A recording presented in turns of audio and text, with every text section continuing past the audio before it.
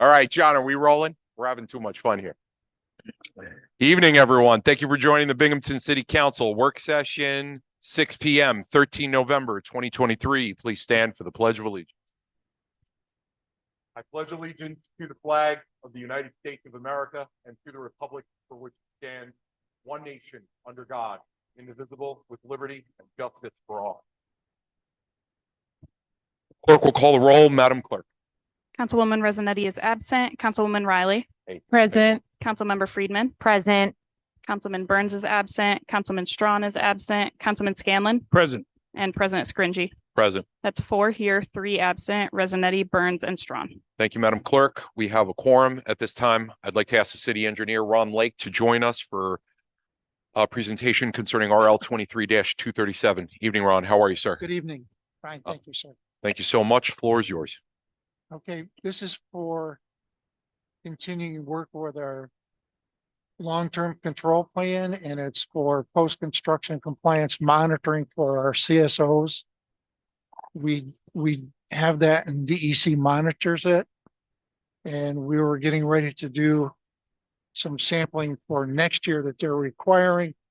And then they told us that we had to redo the plan. So that's why I'm here, and it's for GHD to redo the plan and get it submitted by December 31st. So DEC will accept it and we can start our compliance monitoring of our CSOs. Thank you, Ron. Ron, you had a request for expediting this? Yes, because they need to make contact with DEC and give them a draft by the 17th. Excellent. Thank you, Ron. Council discussion? Seeing none. Ron, thank you very much. Thank you. Appreciate you. We'll expedite this and move this forward. This time, I'd like to ask Josh Paludi, DPW Director, to join us for RL 23-238. Evening, Josh. How are you, sir? Good. How are you? Great to see you. The floor is yours, sir. I would like to request $20,000 in increase for overtime for the Department of Public Works. Just basic overtime stuff with all the events have taken off. Luma, July Fest, Porch Fest, and we've just increased our downtown pickups, and we just need a little bit more money to cover the overtime cost. I appreciate that, Josh. Thank you. Council discussion. Councilwoman Friedman. Thank you, President Scringy. Hello, Josh. How are you? Good.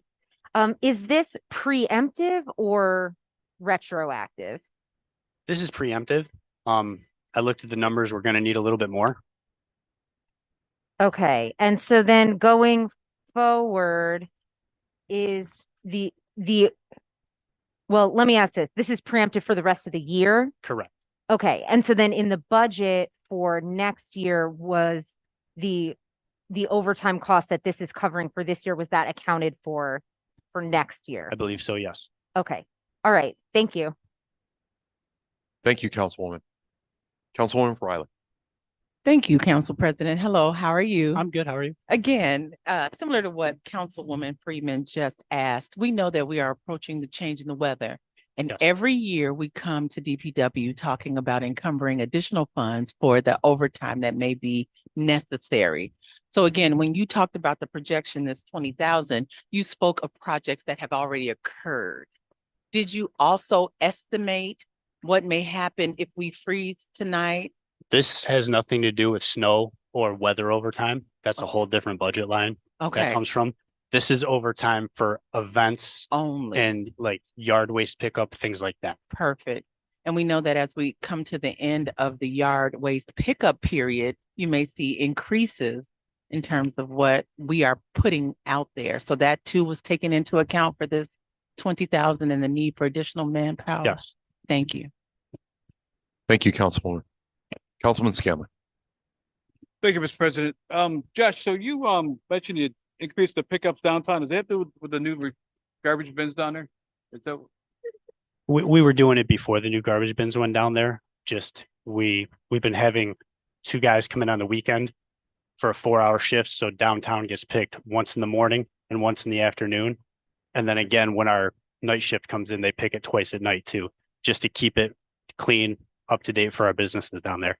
Now, with that said, it's not just downtown. For those 4 hours, I have those guys around the city doing other stuff while they're here for that overtime, not just downtown. We focus downtown, but we do spread out a little bit to other parts of the city. All right, thank you. Thank you, Councilman. Any other discussion? Josh, quick question. Dealing with yard waste and the weekly cycles of garbage pickup. So with Saturday being Veterans Day and being looked at on Friday, we had a lot of yard waste. I don't know what it was. There was something just about this past like 2 weeks that there was just a lot of leaves, a lot of shrubbery on the ground. But with Friday being a holiday day on the calendar, normally there wouldn't have been yard waste pickup, correct? You're speaking of last week. Yes. Yes. Last week. My apologies. Typically, you would not have yard waste collection. Right. What we did instead was we had the guys work overtime on Friday Yeah. and collect the leaves, because if we didn't, it was going to be a mess. I am very happy, and I know a lot of city residents are, that you were happy between the mayor's office and DPW that you made that decision. So I was just saying thank you. I appreciate That's all that. I was Thank you. saying, because they did a great job on Monday. Because I know even myself with my own yard, I think I had 8 or 9 bags out. So This I time of year, appreciate it. it's- I know it's- that it's was a big lot of thing for extra us. work. So give your employees a big thank you I will. to Thank you. that. Councilwoman Freeman. Thank you, President Scringy. So I have some follow-up questions, if that's okay. The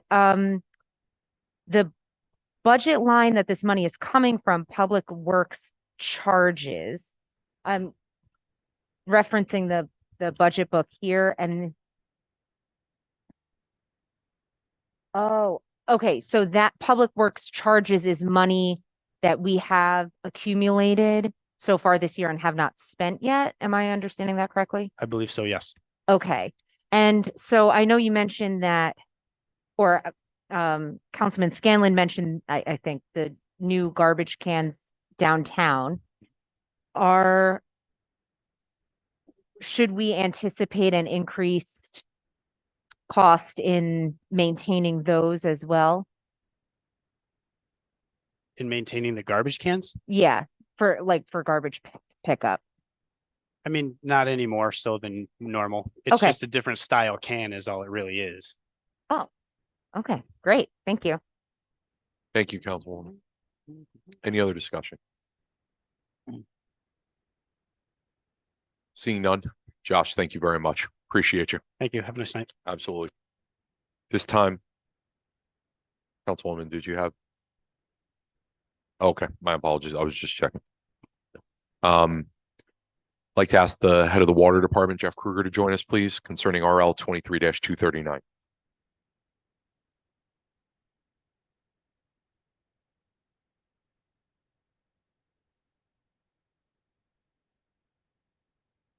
Jeff, evening. How are you, sir? Good evening. Good to see you. The floor is yours.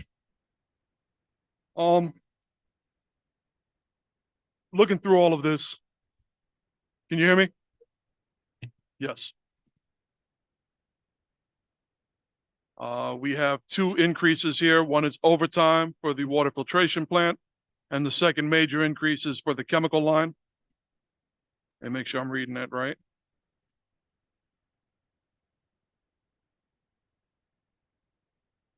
And overtime also for water distribution. So we have 3 increases on this, and these are different areas where they're pulling the money to cover these increases. Again, this is part of Chuck's secret recipes and formulas he uses to find money where it may or may not be money, but he said it was, so it works for me. Yeah, Chuck put this together as far as which lines have the excess where we can take it from. These aren't lines you can see contingency, health insurance. These aren't lines we normally would have any access to as far as daily budget concerns are. But he goes through that and monitors that quite differently than the rest of us do. So that's where he's able to find this money from. Thank you. Council, question, discussion. Councilwoman Freeman. Thank you, President Grungy. Hello, Jeff. How are you? Good, how you doing? Good. So this is not the first time that we've had a conversation about the increase in chlorine price. I know we were talking about that when we were doing the budget. Can you refresh my memory? Have we done a budget transfer to cover the cost for this year thus far for chlorine? No, No. no, Okay. we increased the budget substantially Yeah. from the year prior to this year. And we've taken it to the end. We're at the point now, we got to do something to cover incoming bills because they're still going to keep coming in. We still have a few more loads. And I have everything based on a spreadsheet. I know how many loads it's going to take based on time. And we had to figure it out. I gave him the numbers. Like I said, he ran all the numbers, did all his calculations, and this is where we sit right now. Okay. So this should be good for the rest of the year, you Yes, predict? yes. Okay. All right. Great. Thank you. Thank you, Councilwoman. Any other discussion? Councilwoman Riley.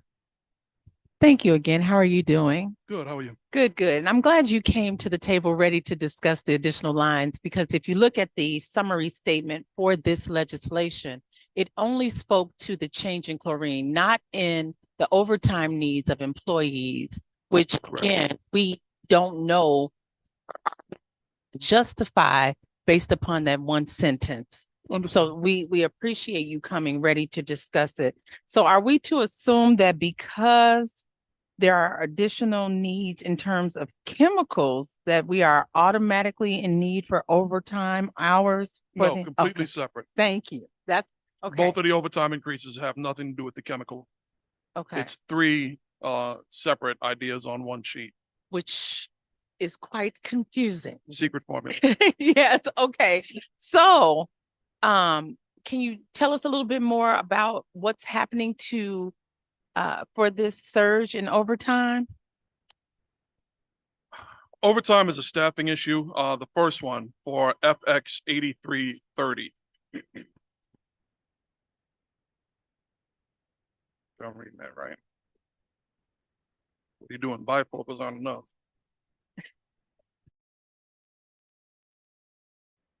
Yes, FX 8330. That's water plant operations. These are my staff operators. We're 24 hours a day, 7 days a week. We have a new guy who is going through training right now. He's going to help keep this number lower.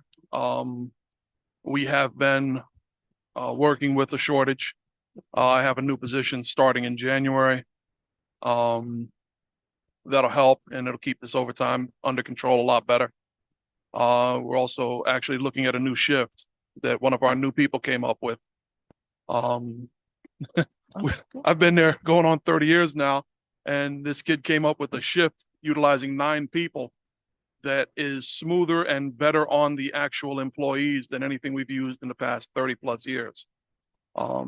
That's Yeah, awesome. I'm pretty impressed. Yeah.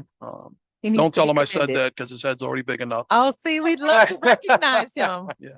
Right. He's saving the state money. We're gonna have to see how it works out, but it gives other operators a better opportunity for what shifts they decide to work on. It could actually, if it goes potentially the way I see it, it'll give 3 operators the ability to work Monday through Friday.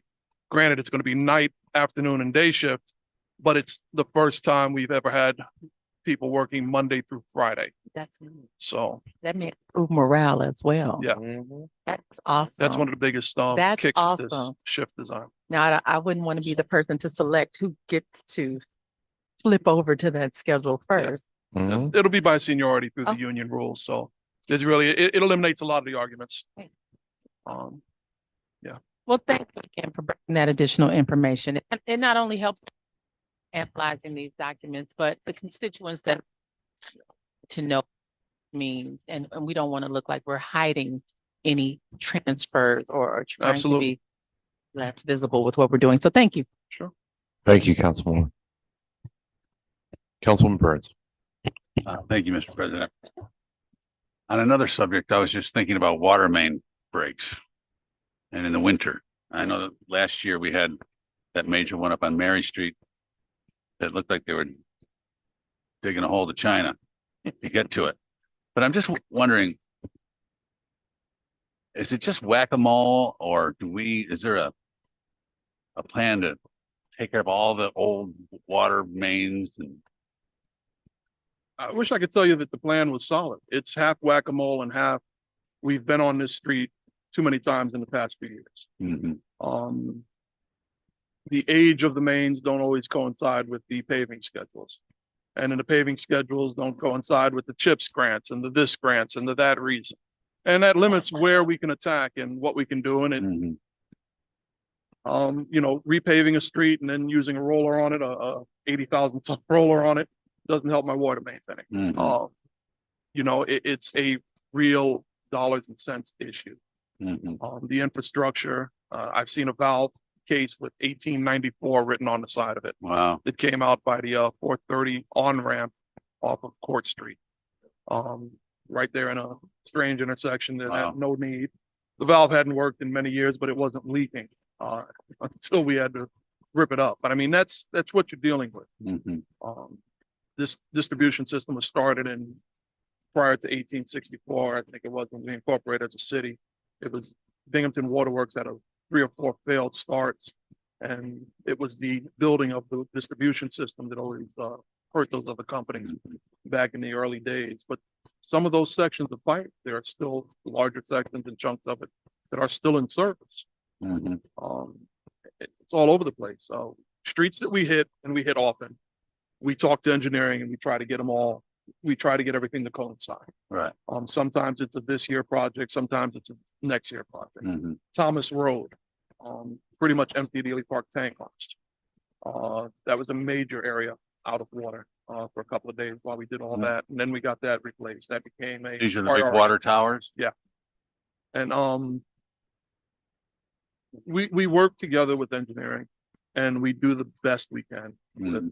what money we have and what the overall strategy is for the street reconstruction. Mhm. Okay, all right, thanks very much. Thank you, Councilman. Any other discussion? Seeing none, Jeff, thank you very much. Absolutely. Have a good night. Appreciate you. Thank- Thank you. This time I'd like to ask Sarah Glose, Director of Economic Development, to please join us for RLs 23, 240, and 241. Yes. Evening, Sarah. How are you? Good. How are you? Good. And did you want to include 245, obviously, Yes, while I you're will here? keep those as Awesome. well. Yep. Thank you. The floor is Um, yours, ma'am. Thank you. So I'm here on behalf of Dr. Burling, who's unable to join us tonight, but she and I have been working on this project together, so I can go over it. 240 and 241 go together. We are voiding resolution 2327 and replacing it with the 23-241 language. In working with the project manager from New York State on this project, she brought to our attention that we used an old template when we accepted this grant back in the spring. So in order for us to move forward into contract for the grant, we have to revise the grant language. Juliet did work with Chuck on ensuring that the match is available. We can't spend any of this money until 2024 because it's not in the budget for 2023, but we likely won't have a contract before that time anyway, since we have to readopt this legislation and keep working with the state on resolving some currently unresolved compliance issues on the grant, just getting paperwork into them. This is just helping us set this up so that we can enter into contract and proceed with the project for 2024. Excellent. Thank you, Sarah. Council discussion. Councilwoman Freeman. Thank you, President Scaringi. Sorry, I am just, Do you need a moment? That's okay if you do. yeah, I need a moment because I didn't realize that these two go together. So that's okay. I appreciate that. Sarah, if you're okay, would you I can- mind introducing all three Yes, and I'm then so we sorry. can I go jumped back. right in. We can go That's back my in just a apologies. cyclical order and do discussion on each one, please. No problem. Thank you. 23-240 is to void our R2327 due to changes in the original legislation. So voiding the original legislation that was brought forward, removing the reference to the recreational trail program. So these are both through a New York State Parks and Recreation grant, but there's a couple of different versions of the same overarching program. So previously we've entered into recreational trail program contracts. And so we used the previous templates, but this was not a recreational trail programs project. It was just an EPF project. And so when we submitted all the paperwork to the state, they alerted us that we used an old template or not an old template, a template for the program we've worked with before, but not for the program that we were currently working on. And honestly, this is just because we have a lot of these open with New York State right now. We were working on them simultaneously, and I think some wires just got crossed in trying to put this all together quickly. So that's what happens when we move quickly as soon as we make errors, but New York State corrected us, and we are now bringing that back to you to correct it formally for the record. Excellent. Thank you. Here. Well, I had why don't we go through an introduction of all of them, and then we can come back, we can cycle them out each in one. Yep. Go ahead. So 23-241 is a resolution authorizing the mayor to accept a New York State Office of Parks, Recreation, and Historic Preservation Environmental Protection Fund grant for $500,000. This grant is for creating publicly accessible trails and connections to existing pathways, restoring existing pathways, and restoring associated trail infrastructure. A 25% match is required and will be budgeted in the 2024 city budget. This grant will be used in connection with the January 2022 EPF award of $250,000. Thank you, Sarah. So Then- it's the same grant that was already accepted by this body. It's just Right. revising the exact language that's in the resolution, because the language we used was non-compliant under this particular program. And again, that was just because we had some confusion over which exact program the money was coming from, since they're both under the New York State Office of Parks, Recreation, and Historic Preservation, EPF. But there's a specific recreational trail programs that RTP, that's a separate program, which is what we primarily use with New York State, but this doesn't have that RTP component in it. So it requires a different template for the legislation. No worries. Thank you, Sarah. And then 245, please. So, Yeah, these two are both under Dr. Burling, and then mine is separate. and right, apart. so, but I thought we were gonna run through all of them because you asked for, would you prefer not to? We can change that. Okay, that's fine. So any discussion regarding 240 or 241? Councilman Burns. Thank you. Mr. President, hello, Sarah. Is this for the trails? Is this like part of the Ross Park plan? Yes, Okay, yes, it is. and all the money is for Ross Park? Correct. Okay. Yes, it's all contained within Ross Park. There's a couple different pieces of it, and there's different phases that are being funded through different grants. So I apologize. I believe this is the phase 2 project. The $250,000 that's mentioned, that January 2022 EPF RTP award of $250,000, that's for phase 1. So this is that phase 2 project that I know Parks and Recreation and Planning worked with Cornell Design Connect to put together a 3-phase plan for Ross Park. I remember that, yeah. These are the funds for phase 2. So that was brought before this body by either Dr. Burling or Pat McGinnis when the initial legislation was accepted. And this is just replacing that resolution that's required to be submitted to New York State before they'll enter into contract with us for this allocation. And the work will start next year, is that in the spring? Or? That is the plan. It's budgeted for 2024. I can't specifically speak to the capital plans for Parks and Recreation, but I believe that is the plan, yes. Thanks so much. Thank you, Councilman. Councilman Riley. Thank you, Council President. How are you doing? I'm good. How are you? Good, good. My concern, I know that you didn't bring this legislation, and I know there are several funding streams or sources for the fund. Mhm. But for me, when we're looking at legislation that has previously passed and we're trying to update it so we can make sure we're doing what's best for our constituents, it would help if we had something to explain why the revisions were submitted, what prompted the change. Because when I'm looking at this, I was confused. And so I think one of us, we were gonna call, that was a different one.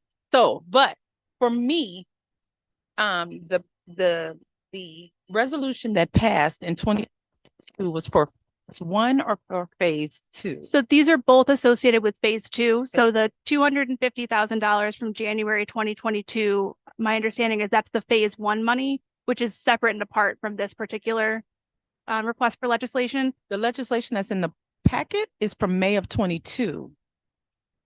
But I believe that this is a $500,000 grant. So the $250,000 grant from January 2022 is the phase one money. And this legislation, which is from 2023, that's being revised is a 2023 Okay, allocation. but you were bringing up January 22. Yes, so they're all part of the same project, a three-phase Right. project. And So where is that document? If we are to compare and ensure that we are supporting the changes being requested.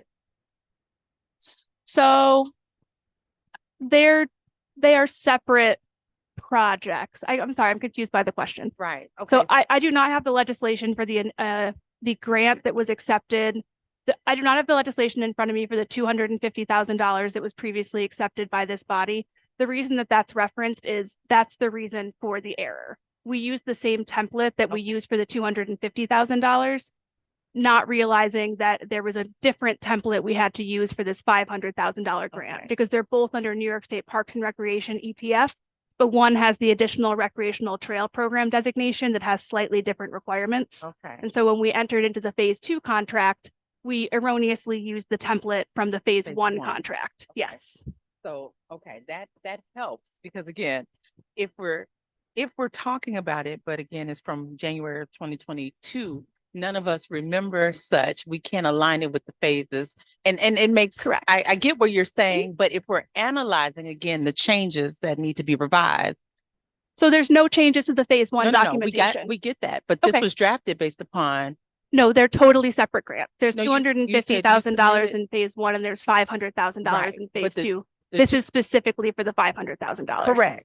But you just said that this one that's being revised Correct. was drafted based upon the previously approved document from January of 2022. It wasn't created based on the document from 2022. We simply used the same template from a different program from New York State.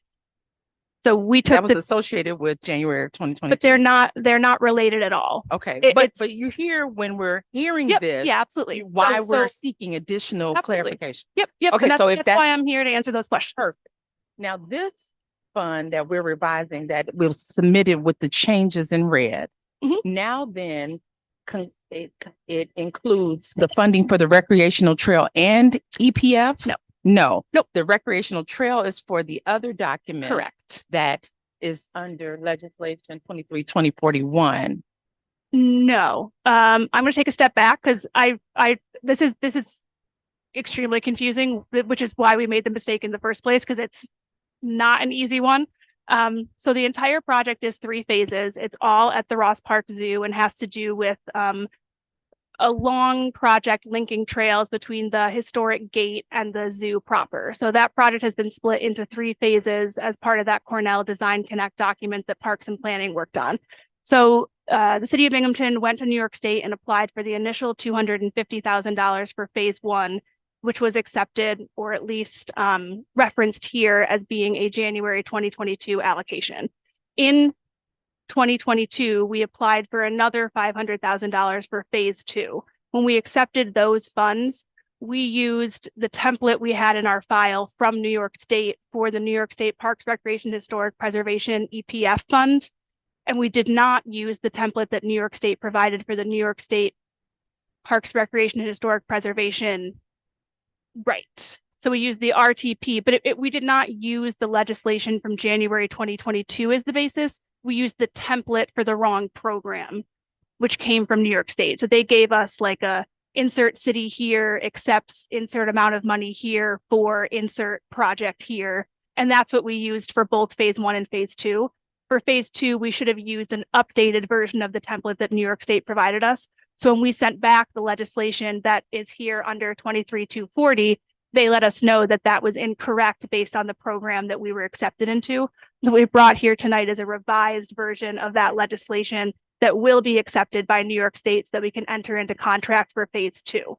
And I apologize for any confusion on that. It is very strange and No. there's a lot of overlapping dates in there. Which helps. So thank you for patiently and problem. slowly walking us through it.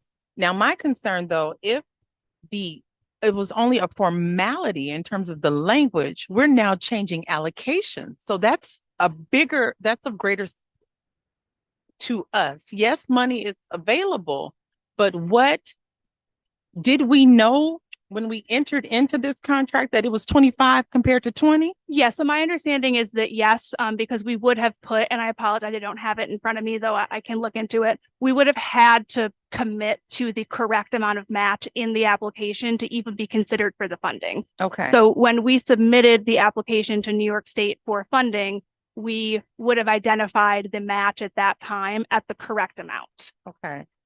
And then, so 25% of the total project cost, or? I believe it's true. That's a good question. And the local match is 125,000. So I believe that's, what is that 25% of? Apologies. No worries. I would have to ask Juliet to clarify that. Is 25% of the grant, right? Yes. So it's not of the Yes. total. Right. It's a 25% match of the grant amount. Of the Yes. Yep. Thank you. Yeah, Thank you. I okay, appreciate so that. that also helped. Because again, our math wasn't mathing on that page number 13. No And worries. so we needed to clarify that as well. So moving forward, however, when we enter into the contract, I'm gonna say we're under the assumption, because we still don't have the document that is from the state that is, and we trust you, that you're updating it appropriately. But there's something that said we have already accepted and agreed to 25 instead of 20. And that Correct. matches what we submitted previously. Or did we submit something that said 20? And I don't have it in front of me, so I'm No. making an assumption, but we, being the person who writes a lot of these grant applications, we would have put in what we were required to have as match. We don't commit to more match than we're required to.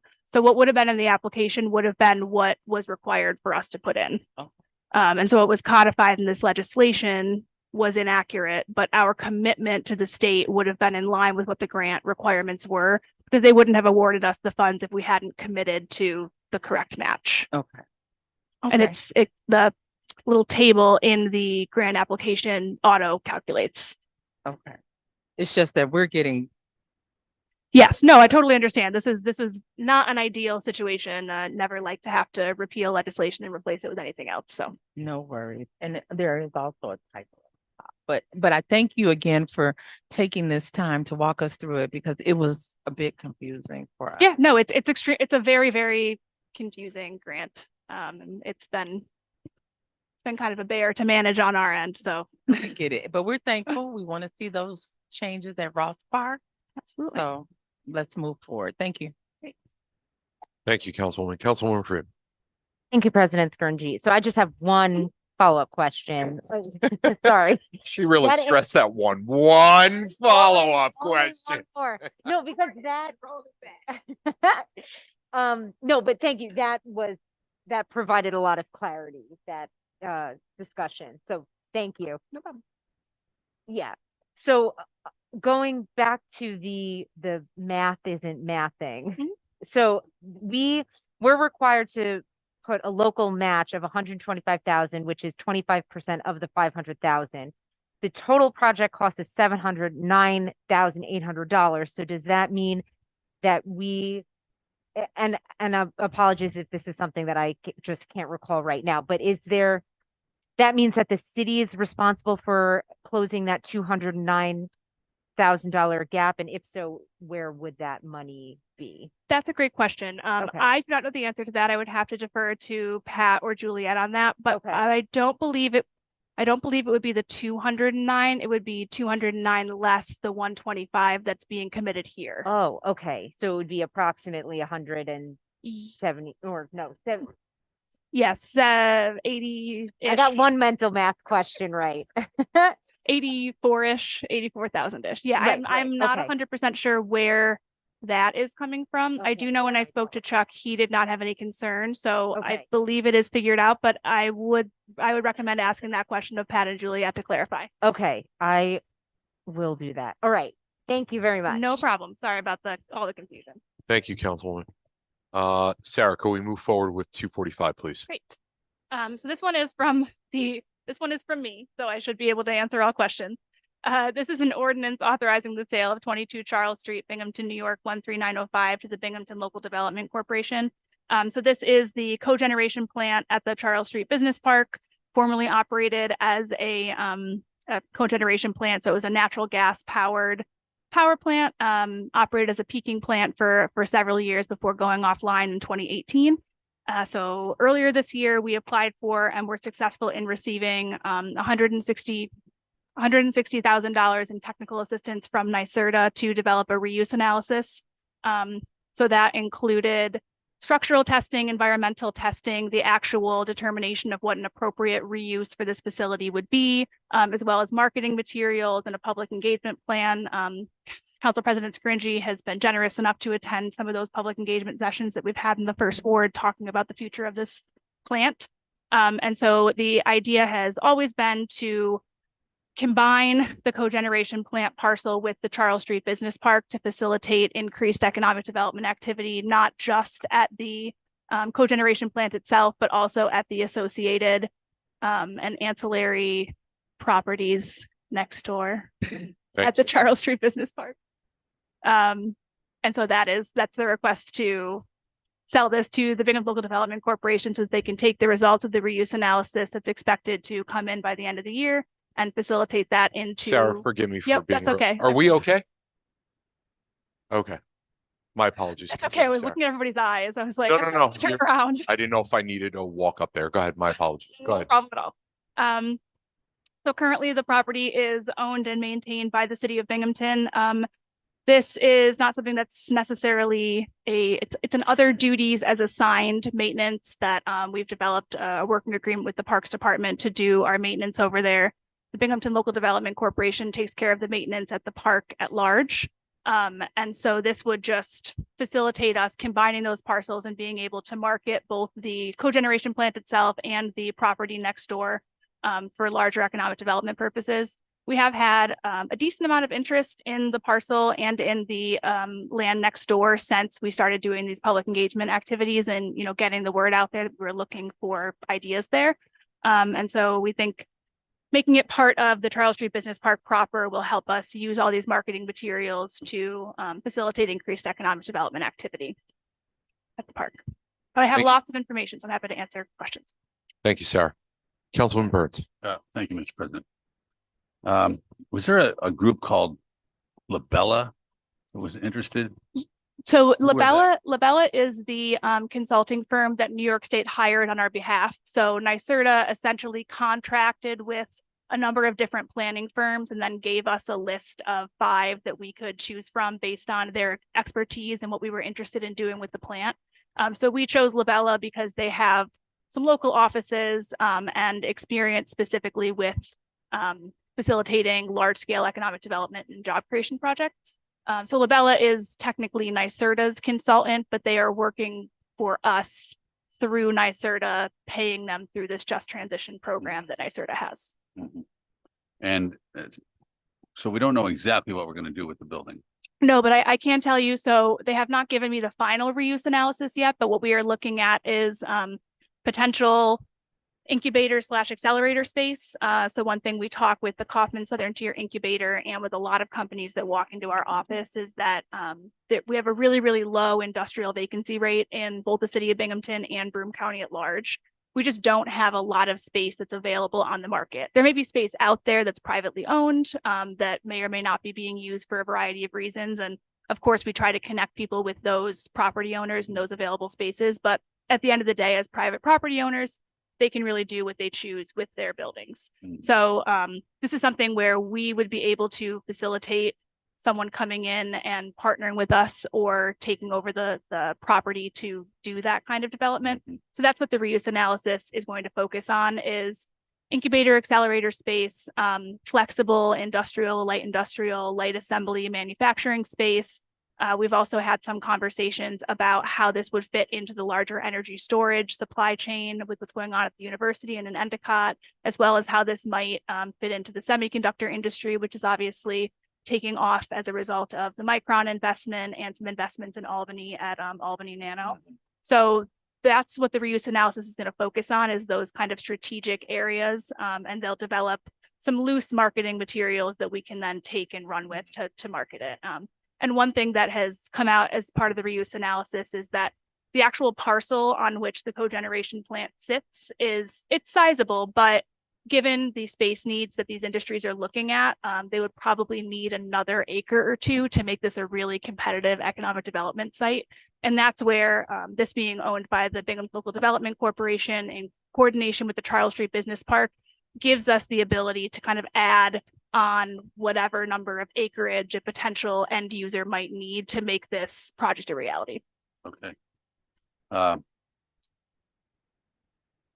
have a question also. Is when a builder or somebody comes in, a company comes in, for instance, on Clinton Street, the 100 apartments that are gonna go up there. Did we seek those folks out, or how did they appear? Did we seek them or did they seek us? Yeah, And- it's a combination of both. That particular project, and I know Rob articulated it better when he was here. I will probably mess up his story a little bit, but his son was in school at Binghamton University, was taking a class with Dr. Burling. As a project, she had them looking at available sites in the city for development. His father happened to be a developer, so when he chose his site, he reached out to his dad and said, hey, would you be interested in taking this from an academic project into a potentially actual project? From there, I believe that Rob was actually directed to Beth Lucas over at the county, who then directed him to Joel Boyd in my office. So those were the first two connection points in Broome County were Beth and Joel. Mhm. And then when I came on board, Joel passed the lead on to me and we kind of took it over the finish line. Okay. In the case of the Charles Street Business Park and this particular facility, we are going to be using these marketing materials to try to attract people who are interested, and specifically with these reuse plans in mind. But really, it's a combination. Sometimes people just cold call us, they walk through our door, they tell us they're interested in our market, and we try to find them a project they might be interested in.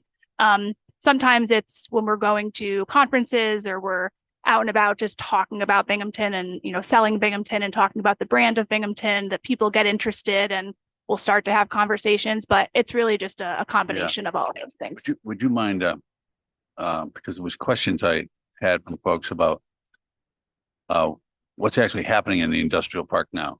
Just an overview of that. Is that? Yeah, absolutely. I know it's No, off the subject, but no, that's fine. sure. Councilwoman Rowe. Thank you, Council President, and thank you for yielding your time, Council Member Burns. Because we're still on this topic before we switch over, I do want to. 4 years? Do you see that? It's being recorded, right? Yes, it is. Well done, Councilwoman Riley. Thank you. Wait, All- Councilwoman Riley. Or resignation. Order. Floor is Okay, yours. thank you again. So just for as an update, I know you talked about the final use report coming soon, and you speak as if you've been really involved in it, as if you have an understanding of what will be in the report. Is there a due date? Is there a Yes. target date? Yes, Q4 2023. So we're looking at the end of December. Now, that being said, I cannot guarantee that is what NYSERDA has given Labella as their deadline. I do have, and we have a website that's up where we have the documentation of our stakeholder outreach, as well as the overview of the project, a link to what this program is more broadly. It's under the economic development page on the city's website. And I also have, they're not necessarily ready for public consumption at this point, but I'm happy to share them with anybody who's interested. We have our building condition report. We have our phase 1 environmental analysis that determined there was no need for a phase 2. We've had a regulated buildings report going through to determine whether there's asbestos in the building. And what we found has actually been really surprising. The building's in incredible shape. There's very little asbestos or any other regulated materials. The phase 1 analysis, like I said, came back clean. The former owners of the plant left it in really great condition, drained all of the natural gas tanks and any other materials that were on site. So it really is, aside from having some damage from break-ins and just from, aging over the past 2 years of not being used and being filled with some old equipment that's in there, the bones of the building are in really great shape. And so it's a pretty exciting project. Labella and NYSERDA are really excited about it. It's one of the only ones that they've done in the state that's come back in this good of shape. So they're excited to use it kind of as a model project for how this program is supposed to work. Awesome. Now, again, the 116,000 from NYSERDA was only for the public engagement plan, correct? It's for all of this. And the marketing and Yes, everything that's all of associated. the reports that they've done, all of the studies Yes. they've done, all the sub-consultants that Labella has brought on Correct. to do environmental analysis. But as Yes. owners of the property and eventually BLDC, which is still the city, who's responsible? I know you mentioned that Parks and Works has taken on some duties, but have we allocated or initiated a plan to ensure that it is consistently maintained until a full plan is implemented? That's one of the reasons that we would like to have it under BLDC ownership. I currently don't have a budget to maintain a building of that size. The BLDC, through its fees and through its option agreements and various other avenues, does have money that we can spend on a building like this. So it's the same money that we use to maintain the Charles Street Business Park. We have a firm on board, a local firm that does our property maintenance, basic mowing and weeding and things like that on the various properties that the BLDC owns. So this would just kind of get folded into that. Right now, we're really operating on the goodwill of the Parks Department. They have a responsibility for city properties, so this does fall under their purview, but ultimately, this is not really within the scope of what the Parks Department should be doing. So we would like to be able to move it outside of them having to take care of it, and the BLDC, which is resourced to do this, would be able to take that over. Okay. But ideally, we would like to move this out of public ownership and into private ownership, back into productive use, and have people employed there and really fulfill the vision of Clinton Street back to its kind of walk to work. You talked about the 102 units we're trying to add. The hope is that the jobs that are created at the Charles Street Business Park would be entry level or generally entry level enough that people in our community would be getting those jobs there. That's really the goal. Well, based upon, again, so you're making statements, obviously based upon information that you've obtained from conversations. So when you say that you have had people interested, you have had other entities mention that they would like a larger parcel size and would be able to come in and purchase the entire Charles Street space with this additional space and launch a new development that would meet the needs of this revitalization plan? So yes, but not necessarily the whole park. Okay. Some people have expressed interest in, 1 extra acre. Quite honestly, I don't count my chickens until they're hatched. So anyone that has approached me about this site so far, what I have said is that we're not entering active negotiations at this time until I have full information.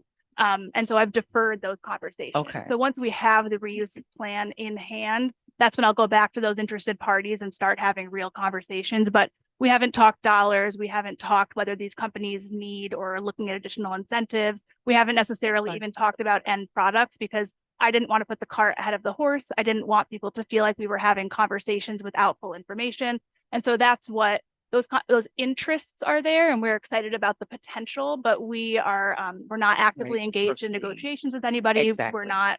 Yeah. we're Okay, not and doing that's at this why I point. wanted to make that clear because you are giving us a lot of information about what they would like to see. Yes. And as we take this to vote, if we're making it a larger parcel, it will become more costly. And if we don't have the interest of true developers that can afford this without a subsidy from the city, it may behoove us to leave them as separate parcels so that it is affordable until we know who can come in and do exactly what we need to be done for the Charles Street Business Park, right?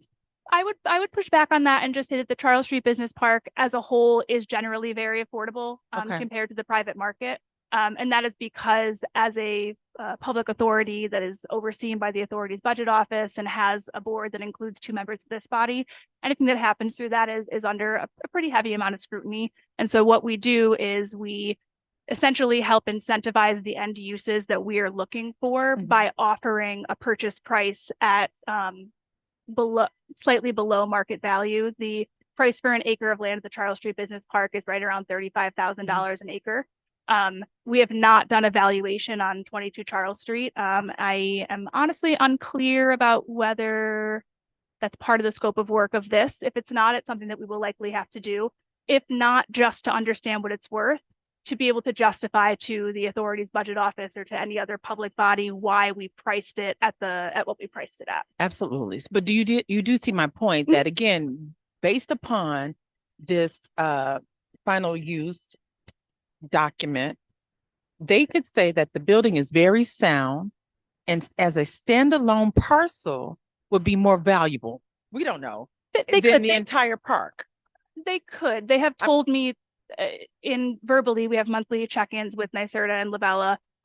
They have told me verbally that they do not believe that's the case. They believe that any interested party would be looking for a certain amount of acreage. I believe this parcel is around 2.22 acres, and that they don't necessarily see the market being as interested in a parcel that's only 2.22 acres.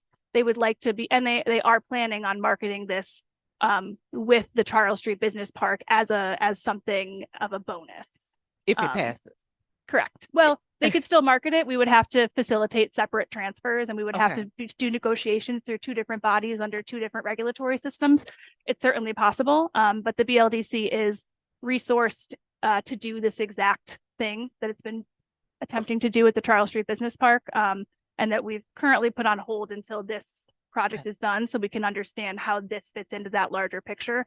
Everything that I have been told by the consultants and everything I've seen in the reports they've produced so far gives me confidence that this does add value to the Charles Street Business Park. It certainly has increased interest. New builds are just prohibitively expensive at this time, and having an existing building is something that a lot of people are looking for retrofit purposes. So that's where we are right now, and just trying to be prepared when we get these opportunities. When the state reaches out to us and asks about available sites, they're usually giving us 14 days to respond. These things do move pretty quickly, and if you aren't ready to strike while the iron is hot, you can miss opportunities. So really just trying to position the city and local development corporation to be prepared as those opportunities come our way. Perfect. Now, will there be a public presentation of the final use plan from NYSERDA and Labella? Yep. Yeah. So we've agreed to go back to the First Ward Neighborhood Association. That's where we hosted our first listening session. And they asked us to come back when the reuse analysis was done to present the final results. And then finally, well, I hope finally, it does have historic. I know it has not been certified as historic, this building, but is it deemed? It was built in the 90s. It's Oh. not considered historic, no. Okay. I thought I saw something. Okay. Yes, it says, does this project, number 12, does this project site contain or substantially contiguous? Oh, is it? I think it's adjacent. It might be I would have to check with Tito, who put the SEAF together for me, but he may have just been thinking of Clinton Street Okay. and not of, because the Anatech buildings are right across the street from this. So this building itself is definitely not historic, but it does have historic.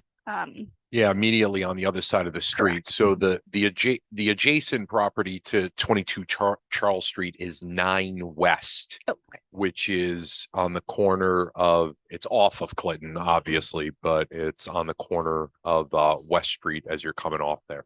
So, And we also have the West Street Fire Station is there. So there's a which couple is, of yeah, historic which is on the other buildings side there. of the street from that on West Street. Exactly. Okay. Yeah. So, But no, this building itself is not historic. Yeah. Perfect. I just, again. No, saw that's a good saw flag. yes. Okay, but now, again, if this passes, we allow the merging of the parcels. It doesn't prohibit the new purchaser of this parcel from flattening the building. So that is something that we could put into the contract for sale.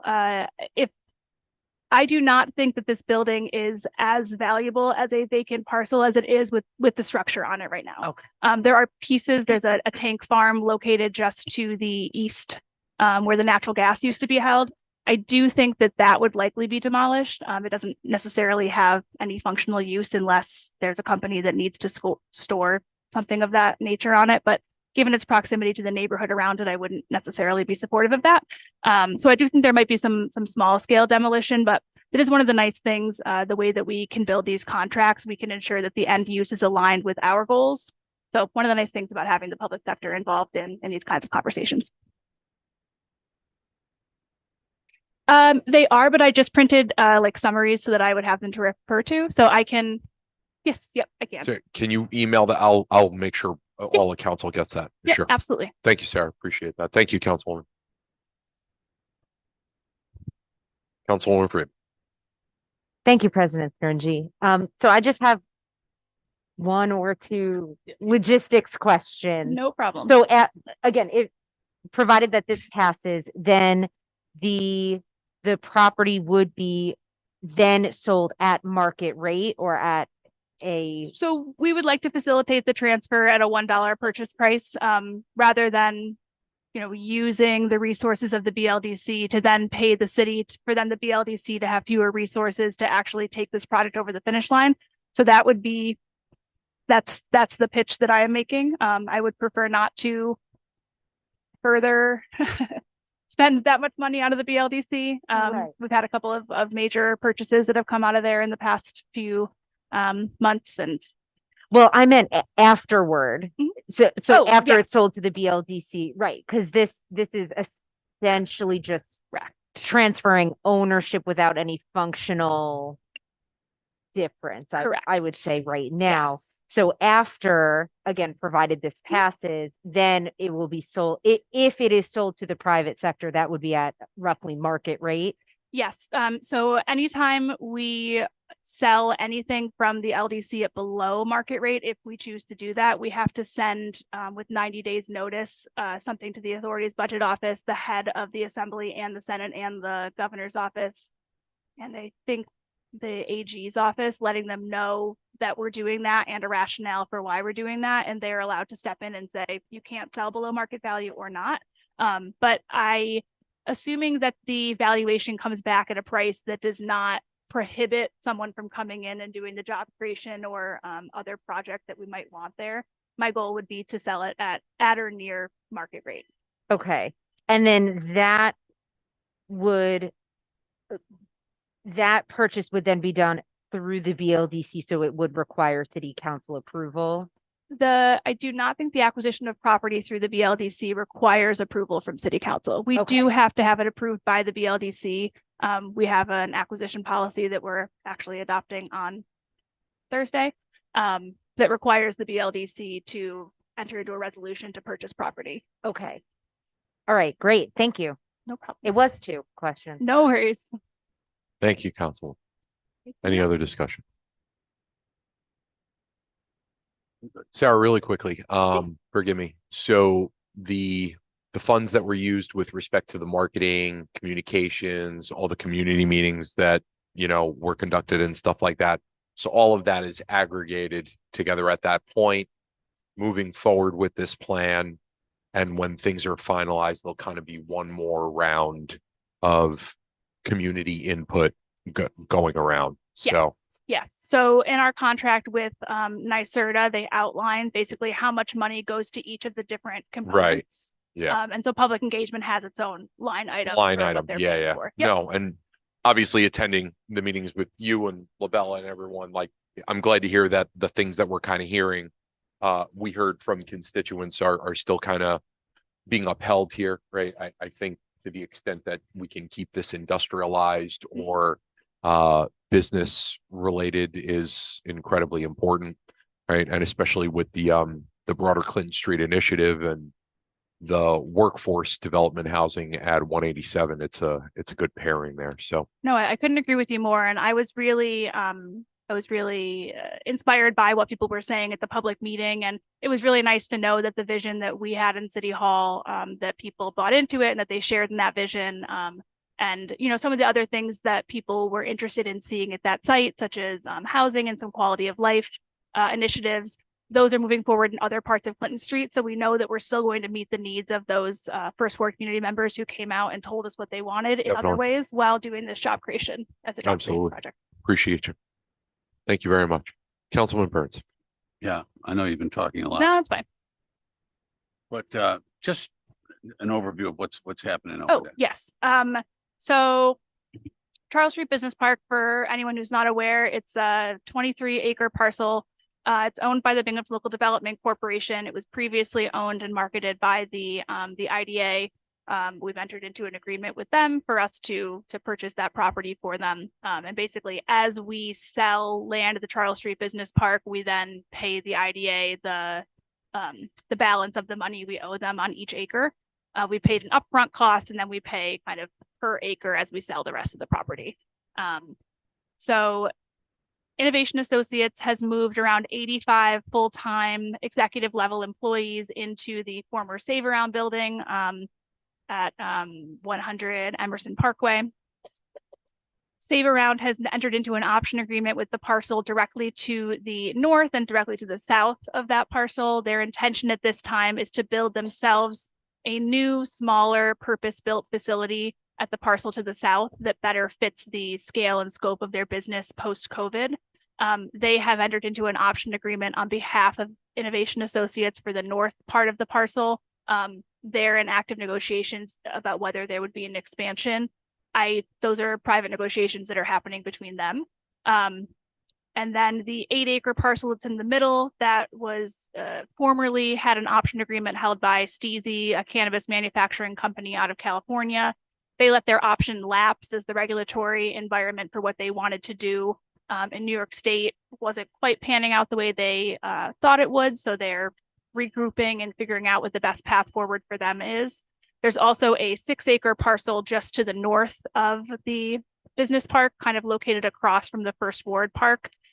There's been no interest or activity on that parcel right now.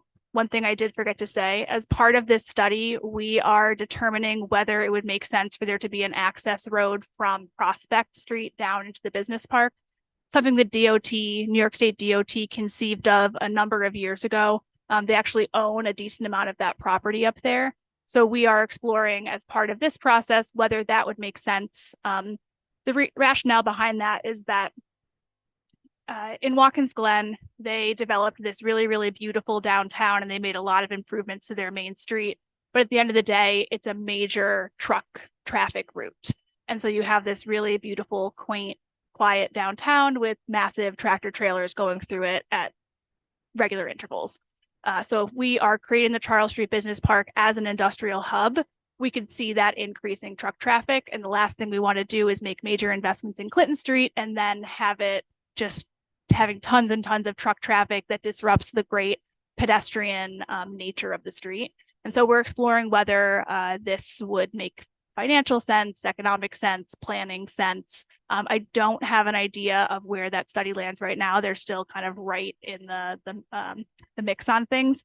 That is one I do not think is going to make the year-end deadline. I think that's going to roll over into next year. But so that's right now that 6-acre parcel is kind of in limbo until we know if there's any legs to this project and whether that would make sense for that 6-acre parcel to be used for that roadway. Thank you very much. No problem. Thank you, Councilman. Councilwoman Riley. Yes, you get to leave very soon because worries. if not, I'll start passing you this candy I'm finding in my bag. But just for one last question about how many people can you say have been interested in this parcel? That are Specifically in 22. well in the vision of the combined parcel. The broader kind of, yeah. I would say 2 that I would consider serious who I know have capital money. Okay. There have been others that are more like, I'm interested, but I'm not necessarily sure how serious they are, but I would say that there's 2 fairly interested parties. Obviously they have not seen any of this. This is just, again, yeah. ordinary conversations. Absolutely. And they also buy into the vision of making it the entire plan. These 2. Absolutely. Okay. Yeah, it's actually, it's been really heartening in conversations that we've had with different people that they see those as major benefits that people are looking for, especially if they're trying to attract young talent, places to go get lunch, places to be able to run to the bank on their lunch break or get a haircut and not have to, spend a lot of time outside of work when they have a nice half an hour chunk in the day. They can just go down a block and go right back to work. So that's certainly been a selling point with the people that we've been talking to. Okay, thank you for that. No problem. Have a good evening. Thanks. Thank you, Councilwoman. I'll just add to that for the record. Oh, it is the district that I represent, so, I want to make sure. 48 days, and I'll walk with you, Councilwoman Riley. I'm here for you. So, I think it's actually worth noting at this early stage, not even just one, but how actually serious two serious inquiries actually are, right? Numerically, it doesn't sound like much, but to actually have two that actually have the relevant level of capital and buy into, as Councilwoman Riley had correctly pointed out, buy into that. So that's a really big deal. So that's kudos to you and your department. So well done. Councilmember, I appreciate that. I am very happy to say, Sarah, thank you very much. Thank you very much. Appreciate you. All right. This time I'd like to ask the Grace Doherty, the Assistant to the Mayor for Neighborhood and Youth Affairs, to please join us concerning RLs 23, 242, 243, and 244. Evening, Grace. How are you? Good evening. How are you? Good. Thank you for joining us. The floor is yours. Okay, so RL 23-242 is an ordinance to amend the 2023 budget for the demolition of a fire damaged building at 32 Second Street. It's been something that we've been working on for a year. It was fire damaged about a year ago with significant damage and safety issues. Neighbors have been calling us, so we've been working with our attorneys, the property owners' attorneys, to get this property finally demoed. Well done. Thank you, Grace. Appreciate that. Council question, discussion. Councilwoman Freeman. Thank you, President Scringy. Hi, Grace. How are you? Good, how are you? Good. Thank you for your patience. Yeah. So I want to make sure I'm understanding this correctly. So Mhm. the budget transfer says that it's going from the demolition line to the insurance recovery line. Does that mean that we are receiving money from the insurance? We'll be placing a lien on the property. So we have to transfer money to do the demo, and then placing the lien on the property. The owner of the property is not willing to demo it themselves. It's in not good condition, so, yes. Okay, so that means that we need to front the money for the demo, so to speak? That is correct. Okay, so then why then are we moving the money out of the demolition line for this? Let me see. Do you mind if I talk to Chuck on that one, just to get more Sure, yeah, information? I that's don't fine. have that exactly right here, but I want to give you the right stuff, so I don't want to speak on something that I'm not 100% sure on. Yeah, no, and I Okay. appreciate that, but Yeah. yeah, I just want to make sure I'm understanding this Okay. because it's coming out of the demo line, or at least that's how I'm interpreting this, is that it's coming out of the demo line, Okay, let me get right? Yeah, okay, let me look at that for you. I can send you an email tomorrow. okay, All of you. that would be great. Okay. Yeah, thank you. Of course. Thank you, Councilwoman. Any other discussion? Great. If you can email it to me, Grace, I'll make Yeah, sure. I'll email it to everybody. Or- Yeah, yeah. Okay, email Yeah, to you email it first? to me. I'll Okay, make sure the body gets it. Thank you, Okay. Grace. that works. The Please next, continue. yep, the next one, RL 23-243, is a sale of a side lot to Mark Mazzi, for $250 to be maintained as green space, Excellent. part of our green space program. And the same with the next one for the sale of 56 Holland Street to Karina for $350 to be, maintained as green space as well. Excellent. Those are both part of the side lot program Yes, too, they right, are, Grace? yep. Thank you. Appreciate it. Council discussion? Seeing none, Grace, thank you very Thank much. you. Have a good night. Appreciate you. Madam Clerk, anything in relation to pending legislation? Nothing. Members of the body? Anything?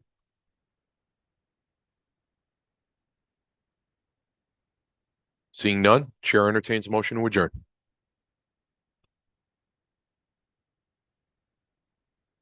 Can I assist you, sir? It's not a courtroom. We don't have public comment at work sessions, but we do have them at our business meeting, which would be Wednesday, but I'll be more than happy to meet with you right after the meeting if you like. Sure, I can do that. No, thank you, sir. And sir, thank you for your service. Amen. Amen. Motion to adjourn. Motion to adjourn, Councilman Burns, seconded by Councilman O'Reilly. We are adjourned. Thank you very much. Yeah, Sir? Sir, if you'd like to, we're off the record now formally, but if you'd like to come down and speak, you're more than welcome to, sir. No, thank you, sir. I appreciate you. How can we help you, sir?